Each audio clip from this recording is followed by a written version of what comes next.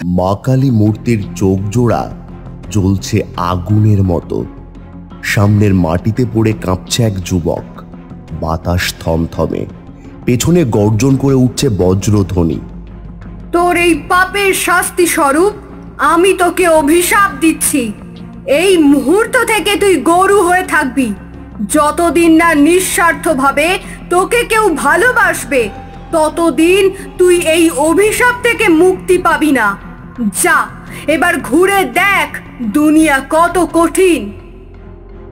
আকাশে বিদ্যুৎ চমকে ওঠে। এক ঝলক আলোয় যুবকের শরীর কেঁপে ওঠে। তারপর ধীরে ধীরে তার হাত পা বদলে যেতে থাকে। পিঠ উঁচু হয়, মুখ লম্বা হতে থাকে। হঠাৎ এক গরুর গম্ভীর ডাকে রাত কেঁপে ওঠে। কি আমি যে সত্যি গরু হয়ে গেলাম? আমার আগের রূপ সৌন্দর্য সব শেষ হয়ে গেল। এক বিশাল মাঠ, আকাশে রোদের তেজ। অনেক দূর হেঁটে অভিশপ্ত গরুটি একেবারে হাঁপিয়ে পড়েছে। সেই কখন থেকে হেঁটেই যাচ্ছে, কোথায় যাব কিছুই বুঝতে পারছি না। খিদেও পেয়েছে, জলও পাইনি, কি যে করি এখন। দূরে এক পাল গরু ঘাস খাচ্ছে। শ্যাম একবার তাকিয়ে ভাবে, তারপর আস্তে আস্তে সেই গরুর পালের মধ্যে মিশে যায়। ওদের মধ্যে থাকলে যদি মালিক তার গরু ভেবে আমাকেও নিয়ে যায়, তাহলে আজ অন্তত একটু খেতে তো পারবো। কিছুক্ষণ পর গরুর মালিক আসে, হাতে লাঠি, গলায় গামছা। একে একে গরুগুলোকে দেখে গুনতে থাকে। শ্যাম নিশ্চুপ দাঁড়িয়ে। হঠাৎ মালিকের চোখ যায় তার ওপর। আরে, এ কার গরু দেখি? না না না না, এটা তো আমার না। কার গরু রে এটা? চল পালা, হুশ। না, এ তো কিছুতেই যাচ্ছে না। মালিক লাঠি উঁচিয়ে তাড়িয়ে দেয়। শ্যাম ছুটে গিয়ে এক গাছের তলায় পড়ে যায়, হাঁপাতে থাকে। সবাই দূর দূর করে তাড়িয়ে দিচ্ছে। ভালোবাসা তো দূরের কথা, কেউ একটু ছায়ায় দাঁড়াতেও দিচ্ছে না। এইভাবে আর কতদিন ঘুরবো আমি? কিভাবে মুক্তি হব এই অভিশাপ থেকে? গাছের গোড়ায় কিছু ঘাস ছিল। শ্যাম ধীরে ধীরে মুখ বাড়িয়ে ঘাস ছিঁড়ে খেতে থাকে। হঠাৎ শ্যাম চোখ তুলে দেখে একজন রাখাল এক পাল গরু নিয়ে এগিয়ে আসছে। দেখি ওর যদি আমাকে দেখে একটু মায়া হয়। এ কি, এই গরুটা এখানে কি করছে? একে তো দেখে তো মনে হচ্ছে অনেকদিন ধরে বাড়ি ফেরেনি। খিদেও পেয়েছে বোধ হয়। মুখ নিচু করে ঘাস খাচ্ছে। আরে, এক কাজ করি, ওকে আমার বাড়িতেই নিয়ে যায়। বাড়ির লোক খোঁজ করতে করতে নিশ্চয় একদিন এসে পড়বে।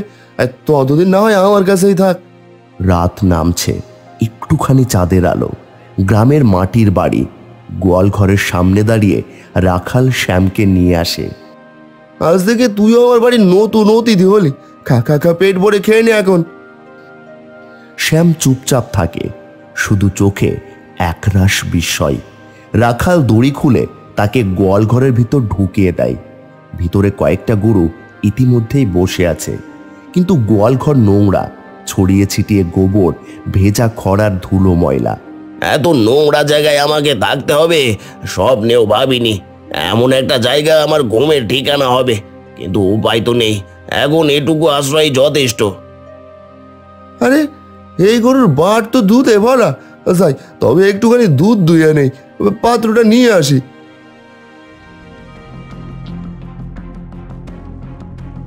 এ কি, মাত্র একবার দুইলাম আর দুধ বেরোনো বন্ধ হয়ে গেল। কি হলো ব্যাপারটা? এ কি, এটা তো সোনার বালতি। এই গরু দুধে আমার এই স্টিলের বালতি কিনা সোনার হয়ে গেল। এ তো জাদু, একেবারে জাদু গরু। না না না না, এই গরুকে হাতছাড়া করা যাবে না। ওকে বাইরে রাখলে যদি কেউ নিয়ে যায়। না না না না, গোয়াল ঘরে আটকে রাখি। সোনা পেতে হলে গরু আমারই থাকতে হবে। এই লোকটা আমাকে ভালোবাসবে না, এর চোখে শুধু লোভ। এমন মানুষের কাছে থাকলে আমি কখনোই মুক্ত হব না। না না না না না, আমাকে পালাতেই হবে। রাখাল দড়ি খুলতেই শ্যাম আচমকা গা ছুড়ে ছুটে পালায়। রাখাল চিৎকার করে তার পিছনে ছুটতে থাকে। আরে দাঁড়া দাঁড়া, তোকে যেতে দেবো না। শ্যাম মাটির রাস্তা ধরে ছুটতে থাকে। রাখাল পড়ে যায়, উঠেও আর ধরতে পারে না। দূর থেকে তার অসহায় চিৎকার শোনা যায়। শ্যাম ছুটে চলে যায়। শ্যাম আবারও অনেক পথ হাঁটতে হাঁটতে ক্লান্ত, ক্ষুধার্ত, অবসন্ন। ওদের বাড়িতে তো অনেক গরু আছে, দেখে মনে হচ্ছে গরুগুলোকে ভালো যত্নও করে। আমি এখানে থাকলে নিশ্চয় আমাকেও খেতে দেবে। আমি যে বড্ড ক্লান্ত, এখানে আমাকে থাকতে না দিলে কি খাবো? শ্যাম আস্তে আস্তে এগিয়ে গিয়ে গরুগুলোর মধ্যে গিয়ে তাদের খড়ের সঙ্গে মেশানো খুদের মতো কিছু মুখে দিতে থাকে। হঠাৎ একটা দরজায় কড়া নাড়ার শব্দ। ঘর থেকে এক মহিলা বেরিয়ে আসে, চোখে বিরক্তি। এ কি, এই গরুটা তো আমাদের না। কার গরু এটা?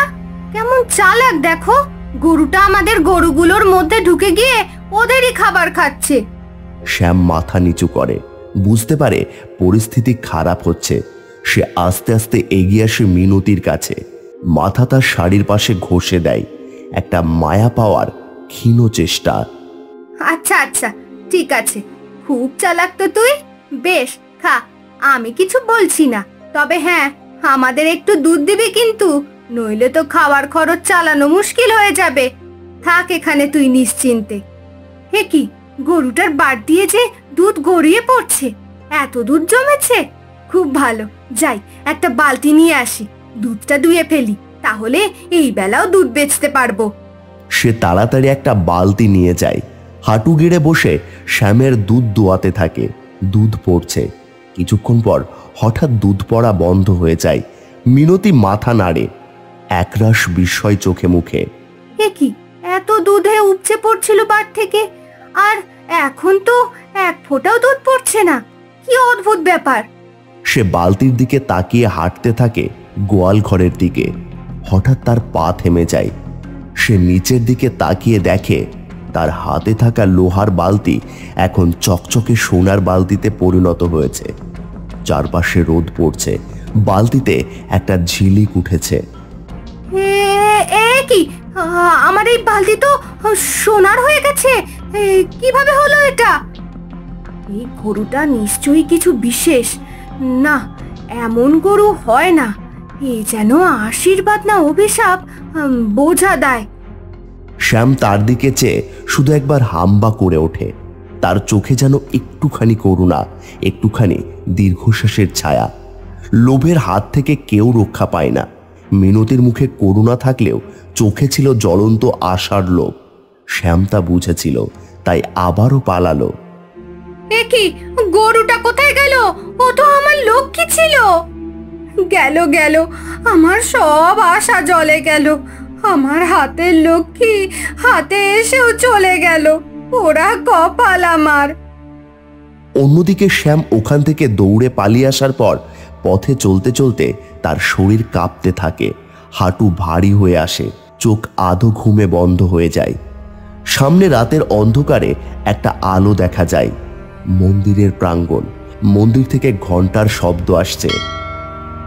এই ঘন্টার আওয়াজ, এই পথ, এই গাছ, এই ঢালু সিঁড়ি, না, এটা সেই মন্দির যেখানে আমি 10 বছর আগে দাঁড়িয়েছিলাম, যেখান থেকে শুরু হয়েছিল আমার এই অভিশপ্ত যাত্রা।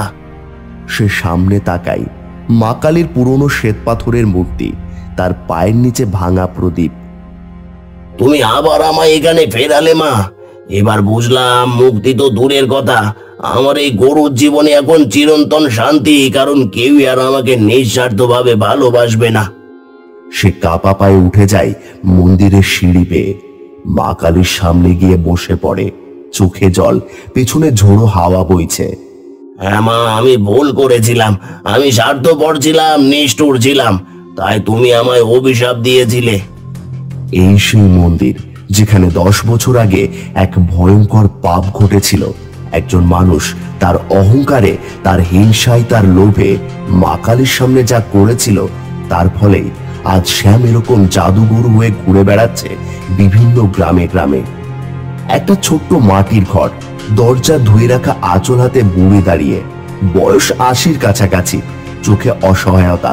ঠিক সামনে দাঁড়িয়ে আছে শ্যাম, 40 বছর বয়সী, গায়ের রং চাপা, পরনে চকচকে পাঞ্জাবি, চোখে অহংকারের আগুন। বাবা শ্যাম, এই ঘরটা আমার স্বামীর হাতে গড়া। জীবনের শেষ বয়সে কোথায় যাব? দয়া করে একটু ঠাঁই দে আমায়। আমি আর কয়দিনই বা বাঁচবো বল? তোমার স্বামীর হাতে গড়া হোক বা ভগবানের হাতে গড়া, এখন এই ঘরটার কাগজ আমার নামে। এই বুঝলে বুড়ি, তোমার শেষ আশ্রয় এখন হয় ওই রাস্তা, আর নইলে নিজে জায়গা খুঁজে নাও। এরকম করিস না, আমার কথাটা শোন।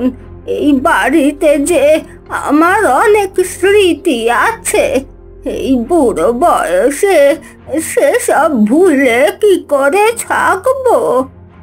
উফ বুড়ি, অত স্মৃতি যখন আছে তখন সেগুলো স্মৃতিতে রেখে এই বাড়ি থেকে বিদায় হও তো। এই জায়গা আমি বিক্রি করব। তোমার বর নিজের হাতে আমাকে এই জায়গা লিখে দিয়ে গেছে। সে বুড়িকে টেনে দরজার সামনে থেকে সরিয়ে দেয়। বুড়ি মাটিতে পড়ে কাঁদতে থাকে। এই বুড়ির বরকে দিয়ে সময় মতো সাদা কাগজে টিপছাপ দিয়ে নিতে পেরেছিলাম ভাগ্যিস, আর এই সময় মরাতে বা আমারই সুবিধা হলো। তারপর বুড়িকে ঘর ছাড়া করে দুদিনের মধ্যেই চড়া দামে সেই জমি বিক্রি করে দেয় শ্যাম। তার বিনিময়ে মোটা টাকা পায়। সে প্রতিবার এরকম অন্যায় কাজ করে, আর সেই টাকা পাওয়ার পরে মা কালীর পুজো দেয়। সেদিনও ছিল অমাবস্যার রাত। ভোর রাতে শ্যাম প্রতিবারের মতো বেরিয়েছিল মা কালীর পুজো দিতে। শ্যাম এখন সেজে উঠেছে, গায়ে রেশমের ধুতি, হাতে রূপোর থালা, থালায় নাড়ু, ফল আর প্রচুর টাকা। মন্দিরে গিয়ে সেই সমস্ত জিনিস মন্দিরের উপর রেখে হাত জোড় করে মা কালীর সামনে দাঁড়িয়ে, মা, মারে, তোর আশীর্বাদে আবার আমি অনেক অর্থ উপার্জন করেছি, তাই এবার তোর নামে পুজো দিতে এলাম। আমার পুজো গ্রহণ কর মা। রাত গভীর, অমাবস্যার রাত্রি, আকাশে চাঁদ নেই। মন্দির চত্বর প্রায় ফাঁকা, ধূপের গন্ধ, একটা জ্বলন্ত প্রদীপ কেবল মা কালীর মূর্তির সামনে। মা, তোর নামে এই উপার্জনের অর্থের অর্ধেকটা দিলাম, আমাকে আশীর্বাদ কর যেন আমি এইভাবে আরো অনেক অর্থ উপার্জন করতে পারি। সে রূপোর থালাটা পায়ের কাছে রেখে প্রসাদ অর্পণ করতে যায়। ঠিক তখনই হঠাৎ প্রবল ঝড় ওঠে। মন্দিরের প্রদীপ নিভে যায়। চারদিকে এক অদ্ভুত আধার নেমে আসে। মা কালীর চোখ লাল হয়ে ওঠে। মূর্তির পেছন থেকে এক কালো ধোঁয়ার মতো জ্যোতি বেরিয়ে মা কালীর আবির্ভাব ঘটে। শ্যাম, কে কে কে? মা, আমার এত সৌভাগ্য যে আমি তোমার দর্শন পেলাম মা। তোর এই সৌভাগ্য এবার দুর্ভাগ্যে পরিণত হবে। তুই এই মন্দিরে পাপের টাকা নিয়ে আসিস। তুই বারবার আমার অসহায় সন্তানদের আশ্রয় ছাড়া করিস, বিপদে ফেলিস। আজ তোর নিস্তার নেই শ্যাম। আর তোর এত দুঃসাহস, তুই এই পাপের টাকা আনিস আমার জন্য। অনেক দিন ধরে একটু একটু করে আজ তোর পাপের ঘোড়া পূরণ হয়েছে। না মা, আমি তোর ভক্ত, তুই আমার সাথে এরকম অন্যায় করতে পারিস না, ক্ষমা কর আমায়। ভক্তি নয়, তুই স্বার্থপরতা, লোভ আর অহংকারে অন্ধ। শুধু তুই না, গোটা বিশ্ব আমার সন্তান। তুই তাদের কাঁদিয়েছিস, তাই তোর শাস্তি একটাই। মা, তুমি আমাকে এতদিনে আশীর্বাদ দিয়েছো, আজকে অভিশাপ দিও না মা, ক্ষমা করো আমায়। এই পাপের কোনো ক্ষমা নেই। আজ থেকে তুই এই পৃথিবীতেই থাকবি, কিন্তু পশুর রূপে, একটা গরু হয়ে। তোর আয়ু থাকবে মানুষের মতনই, কিন্তু রূপ হবে গরুর। যতদিন না নিঃস্বার্থভাবে কেউ তোকে ভালোবাসবে, ততদিন তুই অভিশাপ মুক্ত হতে পারবি না। না মা, আমায় ক্ষমা করো, আমি বদলে যাব। এভাবেই এক নিষ্ঠুর শ্যাম হয়ে উঠল গরু। তার অভিশপ্ত জীবন শুরু হলো, যেখানে সে প্রতিটি পদক্ষেপে খুঁজবে একটাই জিনিস, নিঃস্বার্থ ভালোবাসা। এই মন্দিরেই মা কালীর সামনে অভিশাপ পেয়েছিলাম আমি, আজও ফিরে এলাম গরু রূপে, মুক্তি নেই জানি। সেদিন রাতটা কেটে যায়। পরের সকালে শ্যাম মন্দিরের চাতালে ঘুমাচ্ছে। তার মাথায় কেউ হাত বুলিয়ে দিচ্ছে। কে? তুমি জেগে গেলে? আমি তো তোমাকে আদর করছিলাম, কিন্তু তোমাকে দেখে মনে হচ্ছে তোমার খুব খিদে পেয়েছে, তাই না? দাঁড়াও, আমি তোমাকে খেতে দিচ্ছি। বাবা বাবা, শোনো না, ওই গরুটার খুব খিদে পেয়েছে, কিছু খাবার থাকলে দাও না। এখন এসবের সময় নেই আমার, মায়ের পুজো এখনো বাকি আছে, আগে পুজো হবে তারপর খাবার দাবার। বাবা বলল পরে দেবে, এখন নাকি কিছু দিতে পারছে না। তবে তুমি চিন্তা করো না, পূজা শেষ হলেই আমি আগে তোমাকে খেতে দেব। এই নাও, তোমার জন্য এই ফলমূলগুলো এনেছি। আগে এগুলো খাও, তারপর অন্য খাবারের ব্যবস্থা করছি তোমার জন্য। কি হয়েছে রে? কার জন্য খাবার চাইছিলি শুনি? এই যে এই গরুটার জন্য বাবা। গরুটাকে আজ সকাল থেকে এখানেই বসে থাকতে দেখছি, কোনো মালিক নেই, কিচ্ছু খায়নি। ঠিক আছে, সে খেতে দিয়েছিস ভালো কথা, ও তো খেয়ে নিয়েছে। এখন চল, আমাদের বাড়ি যেতে হবে। কিন্তু ও আবার কি এখানেই থাকবে? ওর মালিক আসলে ওকে নিয়ে যাবে। না বাবা, আমি ওকে এখান থেকে নিয়ে যাব। তুমি দেখছো তো ওর কেউ নেই, থাকুক না আমাদের বাড়িতে। কিন্তু আমাদের তো গরু রাখার জায়গাও নেই। সে না থাকুক, ও আজকের দিনটা তো আমাদের সাথে থাকুক, পরে ব্যবস্থা করব। আচ্ছা ঠিক আছে, ঠিক আছে, নিয়ে চল।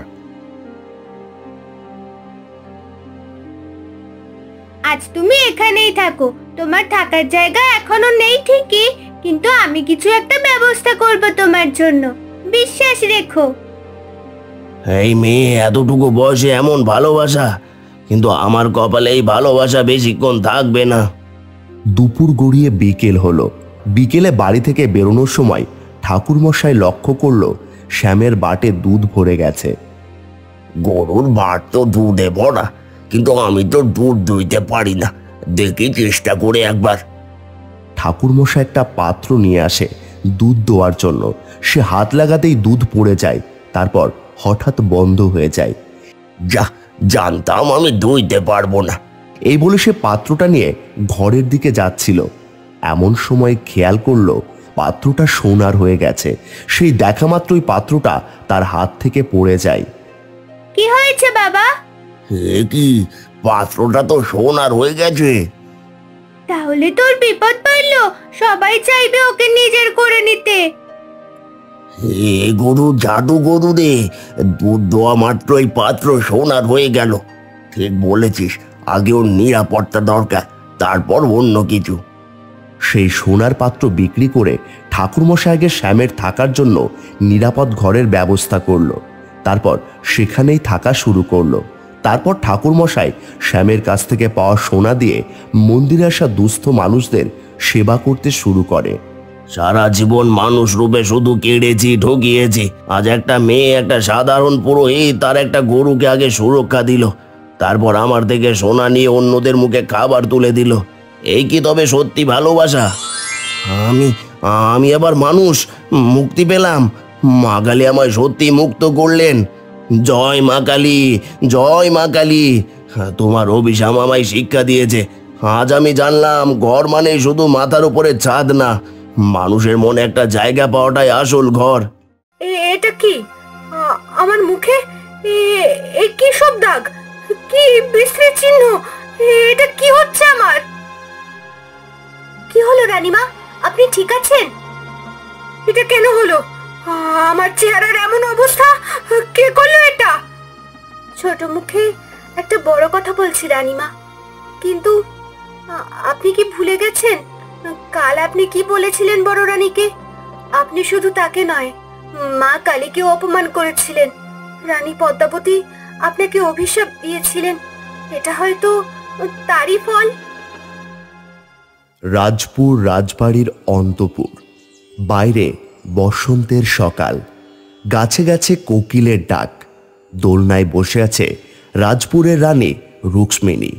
তার পরনে মণিকাঞ্চনে মোড়া শাড়ি, কপালে চাঁদপানা টিপ, আর ঠোঁটে অনিমেষ আত্মবিশ্বাসের হাসি। একপাশে বসে আছে তার বিশ্বস্ত দাসী মালতী। মালতী, তুই তো রোজ দেখিস আমাকে, বলতো এমন সুন্দর মুখ কি আর কারো আগে দেখেছিস? আমার মুখের এই হাসিতেই তো রাজা পলাশচন্দ্র বিভোর হয়ে পড়েছিল।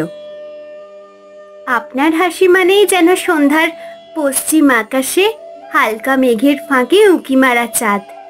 গোটা বিশ্ব জুড়ে এমন সৌন্দর্য একমাত্র আপনিই ধারণ করেন রানীমা। আর আমার এই কেশরাশি, যে কোনো মানুষকে একেবারে মুগ্ধ করে দিতে পারে। আমি নিজেই মাঝে মধ্যে মুগ্ধ হয়ে যাই নিজের প্রতি। রানীমা, আপনার স্নানের সময় হয়েছে, সমস্ত সরঞ্জাম তৈরি করা হয়ে গেছে, আপনি আসুন আমার সাথে। আমি মহলের সামনে যে পুকুর আছে, আজকে সেখানে স্নান করব। কিন্তু রানীমা, বাইরে যে সূর্যের প্রখর তেজ, আপনার এরূপ দুধের মতন শরীর যে পুড়ে যাবে সেই তেজে। যাতে তেমনটা না হয় সেই ব্যবস্থা কর। আমার আজকে ওই পুকুরে স্নান করতে ইচ্ছা করছে। তুই তো জানিস আমি মাঝে মধ্যেই ওখানে স্নান করি। এমন সময় রাজা পলাশচন্দ্র ঘরে প্রবেশ করেন। কি ব্যাপার রানী রুক্মিণী, আপনার এরূপ বিরক্তির কারণ কি আমি জানতে পারি? আমি রাজমহলে আমার যেই পুকুর আছে সেখানে স্নান করব, কিন্তু মালতী নানান অজুহাত দিয়ে বলছে সেখানে নাকি সূর্যের প্রখর তেজ। দাসীদের বলে পুকুরের ওপর দিয়ে ঘেরার ব্যবস্থা করো, যাতে রানী রুক্মিণী স্নানে কোনো অসুবিধে না হয়। ধন্যবাদ মহারাজ। পলাশচন্দ্র তারপর ঘর থেকে বেরিয়ে যায়। রানীমা, রাজামশাই তো আপনার সব কথা একেবারে মাথায় করে রাখে।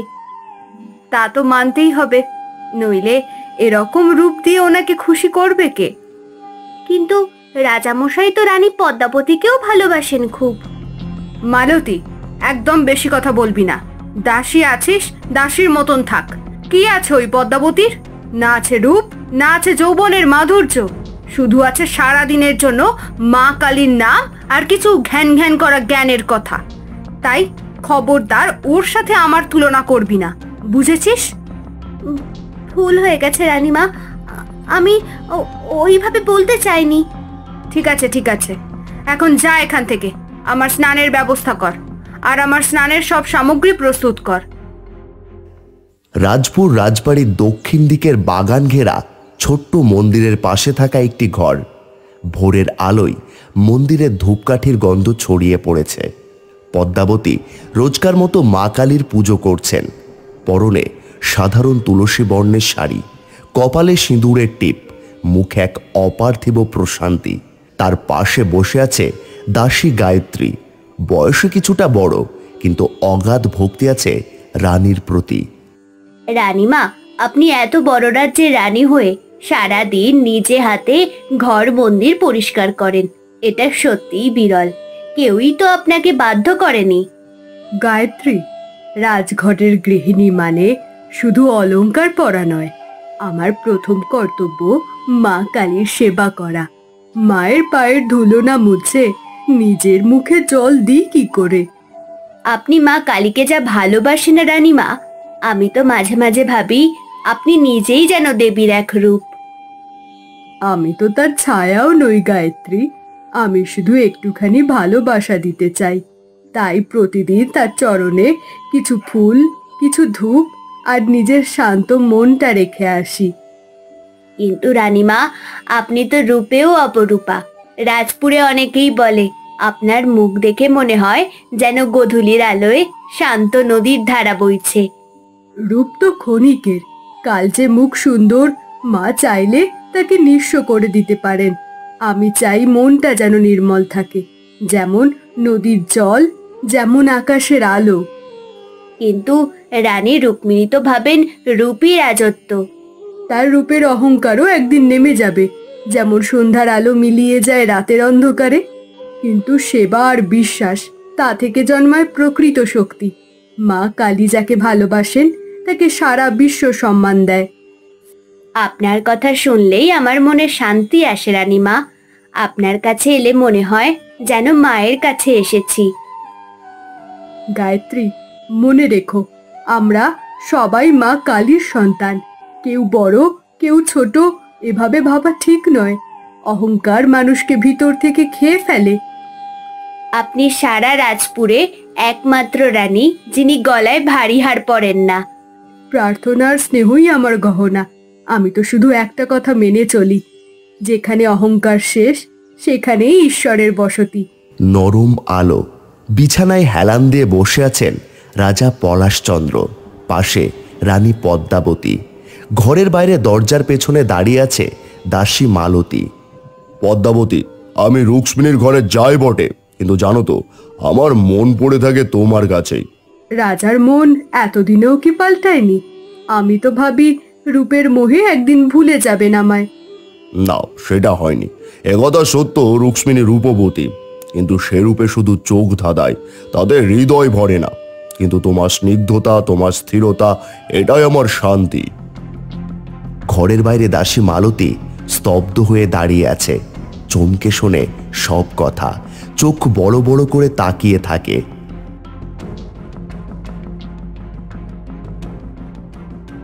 কি রে মালতী, এমন করে ছুটে এলি কেন? আমি আমি একটা কথা শুনে এসেছি, যা আপনাকে বলা খুব দরকার। কি কথা? ঠিক করে বল। আজ দুপুরে রাজা গেছেন বড় রানীর ঘরে। আমি আমি শুনেছি সব। রাজা বলছিলেন রুক্মিণীর ঘরে গেলেও তার মন থাকে পদ্মাবতীর কাছে। তিনি বলছিলেন আপনি রূপে মোহিত করেন ঠিকই, কিন্তু আপনি তার হৃদয় ছুঁতে পারেন না। রুক্মিণী শূন্য দৃষ্টিতে কিছুক্ষণ তাকিয়ে থাকে, তারপর ধীরে ধীরে দাঁত চেপে উঠে দাঁড়ান। তার চোখ জ্বলছে রাগে ও অপমানে। কি, ওই বড় রানীর কাছে শান্তি পান? আমি এত সুন্দরী হয়েও কিনা আমাকে দেখে শান্তি পান না উনি? এই বলে সে হাতের কাছে থাকা আতর ছুঁড়ে ফেলে দেয়। মালতী হাতের ঝুড়ি নিয়ে ফুল তুলতে এসেছে। আকাশে হালকা আলো উঠেছে, পাখির ডাক শোনা যাচ্ছে। সে ধীরে ধীরে পুকুর পাড়ে এসে থামে। হঠাৎ তার চোখ পড়ে কিছু একটাই। দূর থেকে দেখা যায় বড় রানী পদ্মাবতী এক হাঁটু জলে দাঁড়িয়ে রুক্মিণীর স্নানের পুকুরে ঠাকুরের বাসন ধুচ্ছেন। তার পরনে শাড়ি, চুল পেছনে গোঁজা। মালতী অবাক হয়ে দাঁড়িয়ে পড়ে। আরে, এটা তো রানী রুক্মিণীর পুকুর। এই পুকুরে তো কেউ স্নান করতেই পারে না। আর রানী পদ্মাবতী কিনা বাসন মাজছেন। এটা তো মনে হয় ঠাকুরের বাসন, কিন্তু এখানে কেন? না না, এই কথা রানীমাকে জানাতেই হবে। রুক্মিণী আয়নার সামনে বসে মুখে চন্দনের প্রলেপ লাগাচ্ছেন।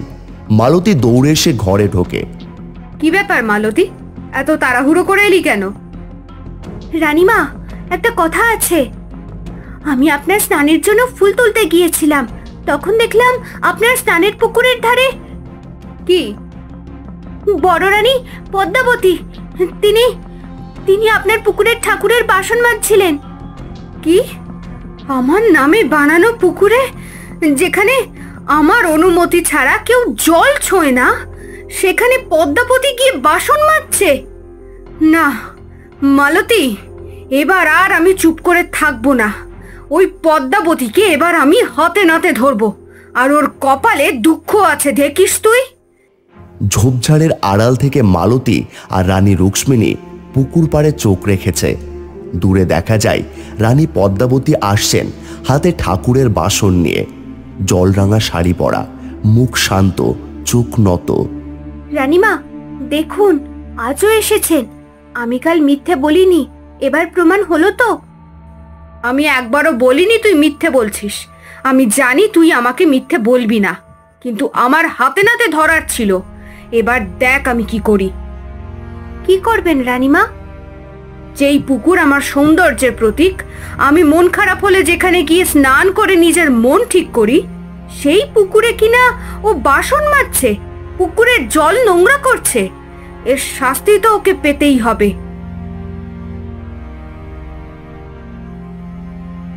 এই সাহস কোথা থেকে পেলে তুমি পদ্মাবতী?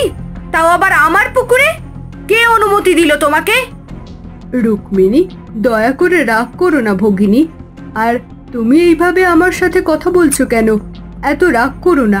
এটা মা কালীর প্রসাদের বাসন। এই পবিত্র থালাগুলো এই জলেই ধোয়া হয়, এতে পুকুর অপবিত্র হয় না। কাকে আমি রূপের কথা বলছি? আমি তো ভুলেই গেছিলাম। তুমি কি করে বুঝবে এসবের মর্ম? আর মা কালী, তার বাসন ধোয়া জলের পবিত্রতা আমার চাই না। যেমন তুই তেমন তোর আরাধ্য দেবী, কুৎসিত শ্মশানবাসিনী, রক্তমাখা। না আছে রূপ, না আছে সৌন্দর্য, তার উচ্ছিষ্টর ছোঁয়া আমার পুকুরের জলে।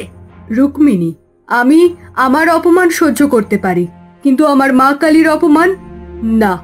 তা সহ্য করব না। আজ আমি কিছু বলছি না, কিন্তু দেবী নিজের অপমানের জবাব দেবেন ঠিকই।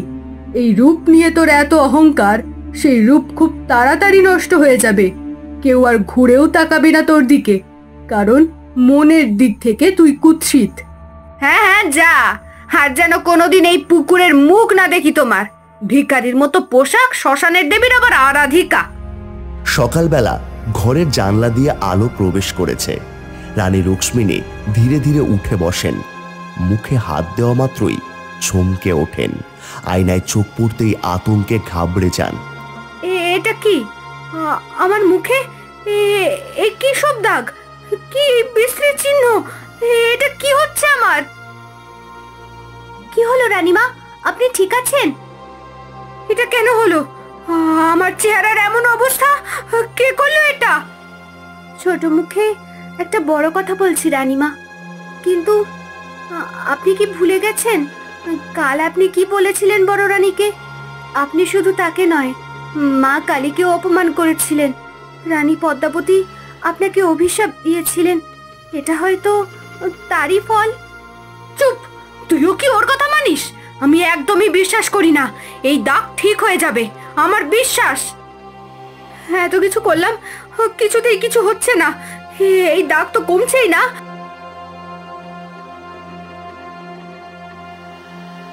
তুমি যেভাবে পদ্মাবতীকে আর স্বয়ং মা কালীকে অপমান করেছিলে, তার শাস্তি হিসাবে তুমি এই ফল পাচ্ছ। আমার মনে হয় তোমার রানী পদ্মাবতীর কাছে গিয়ে ক্ষমা চাওয়া উচিত। তাহলে যদি সে তার অভিশাপ ফিরিয়ে নেয়, তবে তুমি আগের রূপে ফিরতে পারো। ক্ষমা চাইবো আমি ওই পদ্মাবতীর কাছে? কখনোই না। আমি কোনো অন্যায় করিনি। আমার পুকুরে ওর ওই মা কালীর বাসন ধুচ্ছিল, তাই বেশ করেছি বলেছি। অহংকার যতই করো, বাস্তব বদলায় না। তাই বলছে এখনো সময় আছে, ক্ষমা চাও। না হলে অভিশাপ কখনোই দূর হবে না, বরং তুমি আরো কুৎসিত হয়ে যাবে। তখন কি নিয়ে এত অহংকার করবে? আপনি ঠিক বলেছেন। আমি গিয়ে রানী পদ্মাবতীর কাছে ক্ষমা চেয়ে নেব। আমারই ভুল ছিল, আমি স্বীকার করছি। রানী পদ্মাবতী মন্দিরে বসে মালা গাচ্ছেন, চুপচাপ ভক্তি ভরে জপ করছেন। পেছন থেকে ধীরে ধীরে আসছেন রুক্মিণী, মালতী পেছনে। পদ্মাবতী, আমি আজ তোমার কাছে এসেছি ক্ষমা চাইতে। ক্ষমা? তুমি তো বলেছিলে আর যেন আমি পুকুরের দিকে না যাই, তাহলে আজ তুমি হঠাৎ এই অধমের মন্দিরে এলে? আমি জানি আমি ভুল করেছি, তোমাকে অপমান করেছি, আর সবচেয়ে বড় অপরাধ, মা কালীকে অপমান করেছি। রুক্মিণী, আমি তো আমার অপমান সহ্য করে নিয়েছিলাম, কিন্তু মা কালী, তার অপমান যে আমি মানতে পারবো না। যদি তোমার রূপ নষ্ট হয়ে থাকে আমার অভিশাপে, তবে তার ইচ্ছাতেই হয়েছে। তাই ক্ষমা চাইতে হলে আমার কাছে নয়, মা কালীর কাছে চাও। মা কালী, মা, আমার ভুল হয়েছে, আমাকে ক্ষমা করে দাও। যাও, তোমার সেই পুকুরে গিয়ে একবার ডুব দিয়ে এসো। সেই পুকুরে যেটা ছিল তোমার অহংকারের প্রতীক, আজ সেটা হবে তোমার শুদ্ধির প্রতীক। মা চাইলে তিনি তোমার রূপ ফিরিয়ে দেবেন। রানী রুক্মিণী ধীরে ধীরে পুকুরের ধারে আসেন। চারদিক নির্জন, গাছের ছায়া পুকুর জলে পড়েছে। তিনি ধীরে ধীরে পা ডুবিয়ে পুকুরে নামেন। গা ভিজিয়ে একটিবার ডুবে যান। মাথা তুলে নিঃশব্দে বলে ওঠেন, মা, আমাকে ক্ষমা করো। আমার রূপ যদি ফিরেও আসে, আমি আর কখনো এর অহংকার করব না। রানীমা, আপনার মুখের সব দাগ উধাও হয়ে গেছে, আপনি আবার আগের মতন হয়ে গেছেন। এই জানো, আগে রানী রুক্মিণী তো রূপের গর্বে কারোর সঙ্গে কথা বলতো না। হ্যাঁ, শেষে কিনা পদ্মাবতীর কাছে ক্ষমা চাইতে হয়েছে। বাবা, রানী পদ্মাবতীর দয়ায় তো রূপও ফিরে এলো সে। মালতী, ওই পদ্মাবতীর জন্য আজ সবাই আমাকে নিয়ে হাসছে, উল্টো পাল্টা বলে বেড়াচ্ছে। আমি ওকে কিছুতেই ছাড়বো না। তুই এক্ষুনি সেনাপতিকে খবর দে। প্রণাম রানীমা। রানী পদ্মাবতীকে গোপনে বন্দি করো। কিন্তু রানীমা, উনি তো এই রাজ্যেরই আর এক রানী। রাজা জেনে গেলে আমার প্রাণ যাবে। এই কারণেই বলছি গোপনে করতে হবে। তাকে এমন ভাবে সরিয়ে ফেলো যাতে কেউ জানতে না পারে।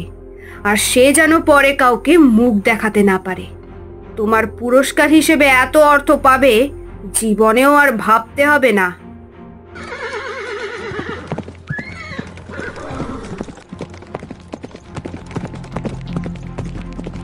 রুক্মিণী, দয়া করো, এরকম করো না। আমি তোমার শত্রু নই, আমি শুধু মা কালীর সেবিকা মাত্র। এই মা কালী, এই সেবিকা, এই নাম করেই তো তোর এত গর্ব। দেখি তোর মা কালী কিভাবে বাঁচায় আজ তোকে। তোর মান সম্মান এমন ভাবে নষ্ট করব যেন রাজ্য তো দূর, আয়নাতেও মুখ দেখাতে না পারিস। এরপর কি করবো রানীমা? ওকে অচৈতন্য করে নর্তনশালার কাছে ফেলে এসো, যেন সবাই ভাবে সে কলঙ্কিনী। রাজ্যের মানুষ তাকে ঘৃণা করবে। আর ওকে ফেলে তুমি দূরে কোথাও চলে যেও।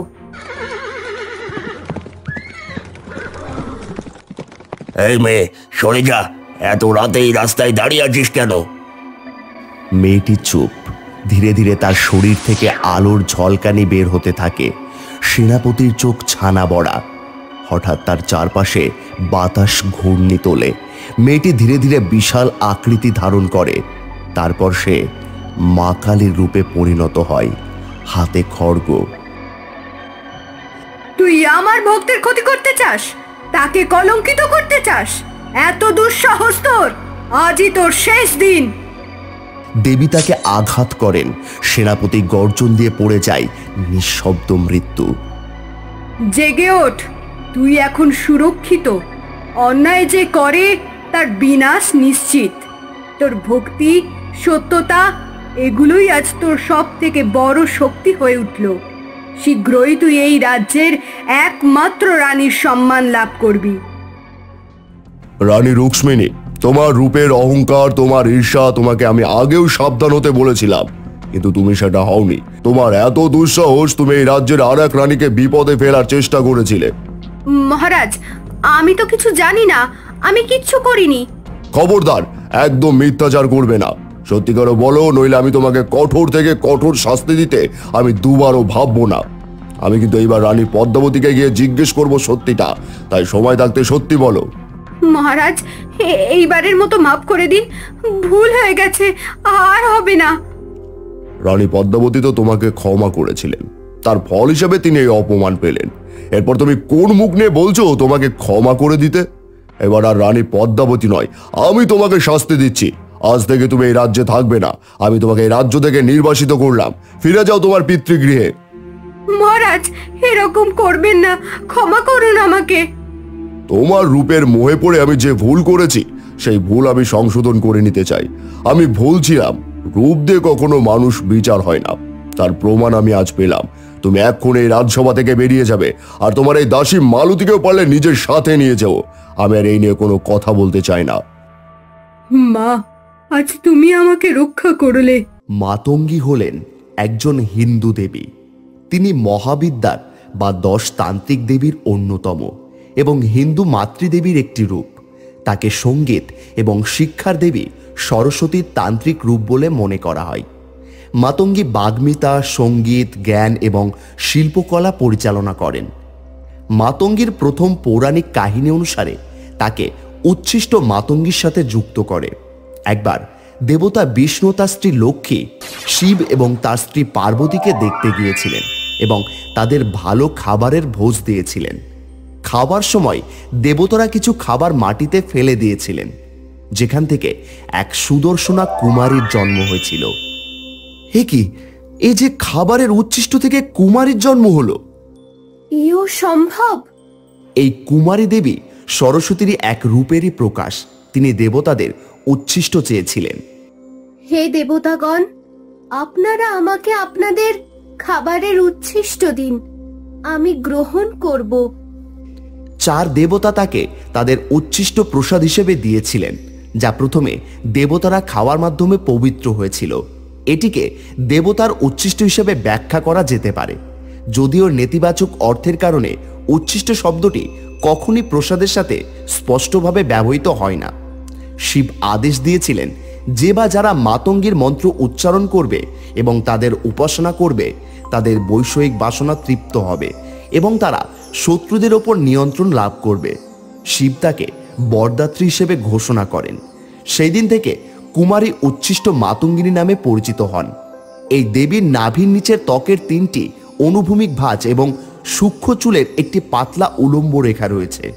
তিনি একটি বেদিতে উপবিষ্ট থাকেন এবং তার দুপাশে 2টি তোতা পাখি থাকে এবং তিনি 64 কলার প্রতিনিধিত্ব করেন।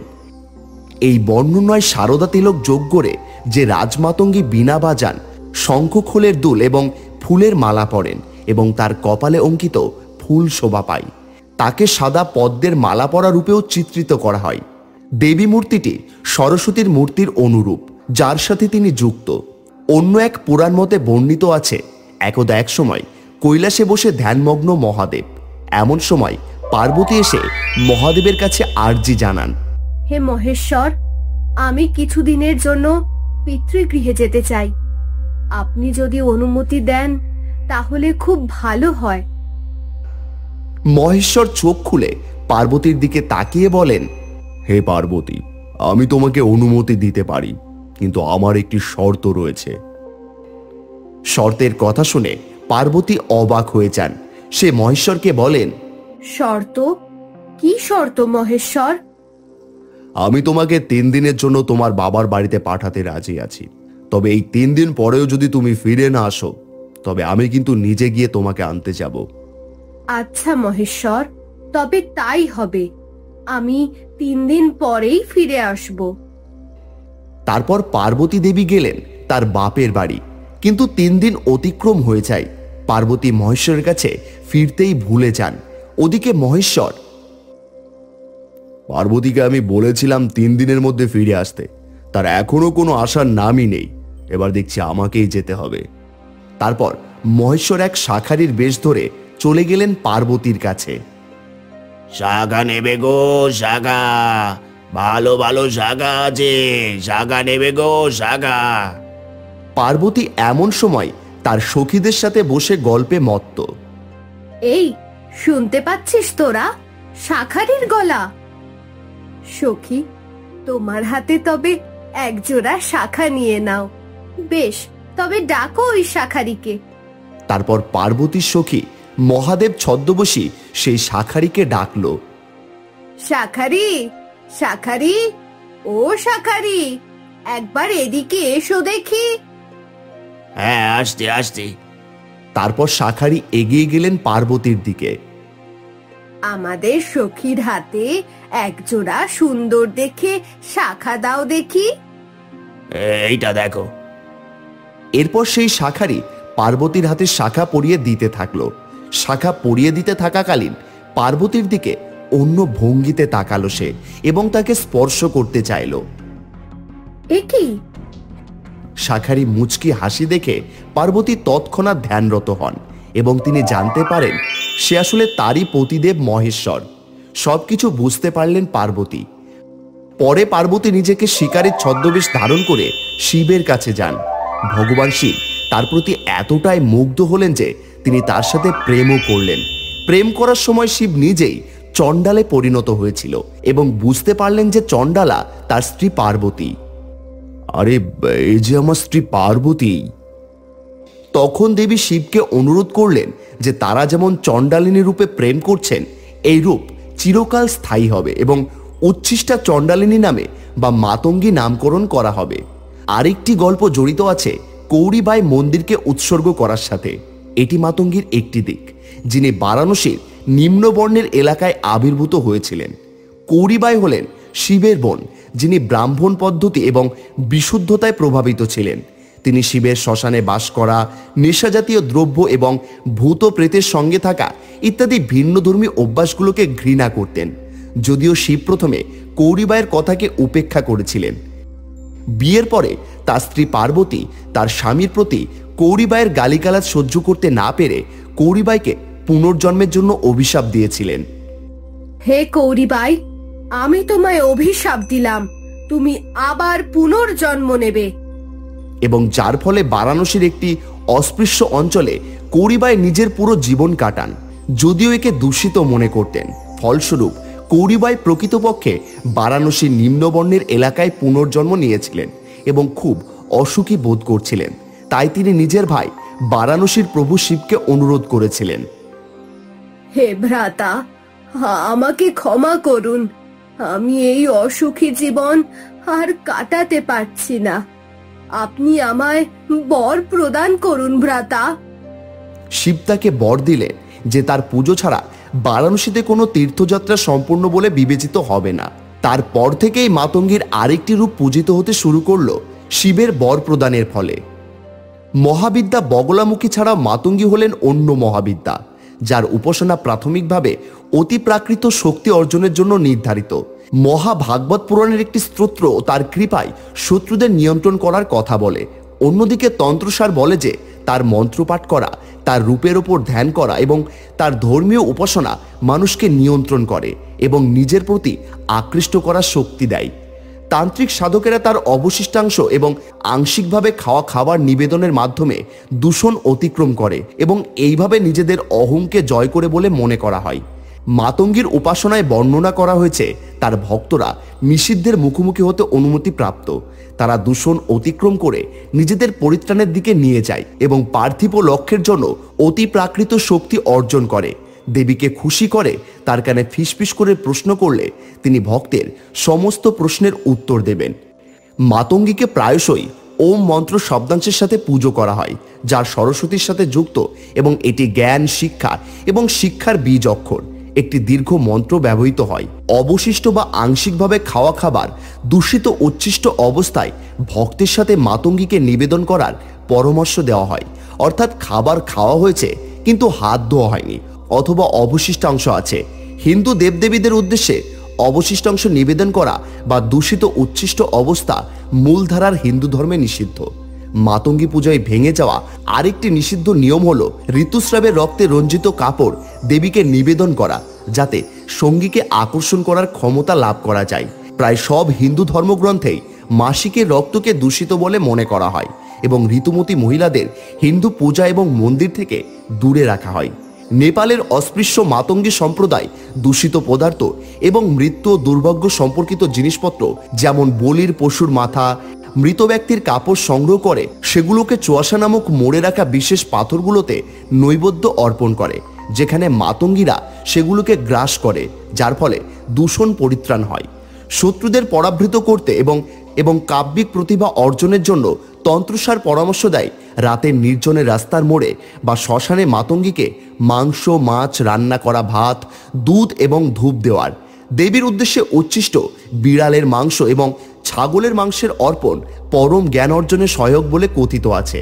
একটি গ্রন্থ ঘোষণা করে যে মাতঙ্গীর উপাসনা তখনই ফলপ্রসূ হয় যখন ভক্ত নারীদেরকে দেবী হিসেবে শ্রদ্ধা করে এবং তাদের সমালোচনা করা থেকে বিরত থাকে।